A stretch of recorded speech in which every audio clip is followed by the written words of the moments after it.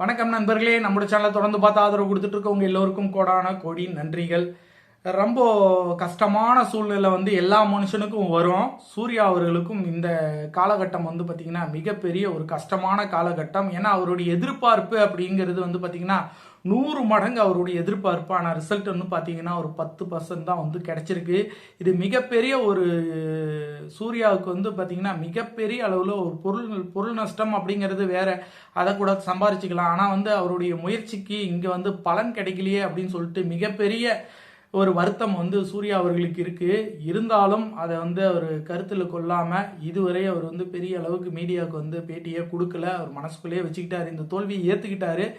இந்த தோல்வியில் இருந்து சூர்யா அவர்கள் எல்லாத்தையும் கடந்து மிகப்பெரிய அளவில் ஒரு வெற்றி நாயகனா ஒரு சூப்பர் ஹிட் மூவி கொடுத்து, ஒரு பிளாக் பஸ்ட் மூவி கொடுத்து மறுபடியும் தன்னுடைய அந்தஸ்தை தூக்கி நிறுத்துற அளவுக்கு கெப்பாசிட்டி உள்ள ஒரு பர்சன் தான் சூர்யா. சூர்யாவை நீங்கள் சாதாரணமாக நினைச்சிடாதீங்க. சூர்யாவுக்குள்ள ஒரு கொழுந்து விட்டு எரியிற நெருப்பு எப்பவுமே இருந்துக்கிட்டே இருக்கும். அது அவரோட நடிப்புலேயே உங்களால் பார்க்க முடியாது. நீங்கள் கங்குவா பார்த்துருந்தீங்கன்னா தெரியும். அந்த கங்குவாவில் பார்த்தீங்கன்னா அவருடைய நடிப்பு கொடுத்துருக்கிற கேரக்டரில் நடிக்கலாம். அந்த நடிப்பையே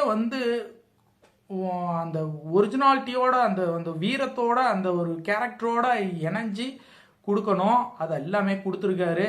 அவருடைய பேட் டைம் அவருடைய நினச்ச மாதிரி போகலை, பரவாயில்ல, ஒன்றும் பிரச்சனையே இல்லை. அடுத்து கரெக்டாக ரெடியாக இருக்குது. அடுத்து அவர் கமர்ஷியல் லைனில் இறங்க ஆரம்பிச்சிட்டாரு. அடுத்து அவர் இப்போ கோயிலுக்கு போயிட்டுருக்காரு. நேற்று எல்லாமே கோயிலில் போயிட்டு அவர் எல்லா சாமியும் கும்பிட்டுருக்காங்க. அவங்களும் சரி ஜோதிகாவும் சரி 2 பேரும் போய் சாமி கும்பிட்டு வந்திருக்காங்க. எல்லாமே நல்லதுக்கே தான், நடந்தவை எல்லாம் நன்மைக்கே அப்படின்னு நினச்சிக்கிட்டு அடுத்த ரவுண்டுக்கு ரெடி ஆகிட்டாரு சூர்யா. அடுத்து மாஸ் தான், மாஸ் கமர்ஷியல் ஆக்ஷன் தான் எல்லாமே. இனி ஆக்ஷன் தமாக்கா கலாட்டா ஆக்ஷன் அந்த மாதிரி தான் இனிமேல் நீங்கள் சூர்யாவை பார்க்க போகிறீங்க. இனிமேல் சூர்யா ஆக்ஷன் பிளாக்ல தான் சூர்யா கலக்க போகிறாரு. மாசா நிறைய விஷயம் பேசிகிட்டு இருக்காங்க. ரோலக்ஸ் வரைக்கும் ரெடி ஆகிட்டு இருக்கு. சூர்யா 44 45 முடிஞ்சு 46 47 இது ரெண்டும் பார்த்தீங்கன்னா பக்கா கமர்ஷியலில் போயிட்டுருக்கு. அது 47 ரோலக்ஸா இல்லை என்னங்கிறது பொறுத்து இருந்தால் பார்க்கணும்.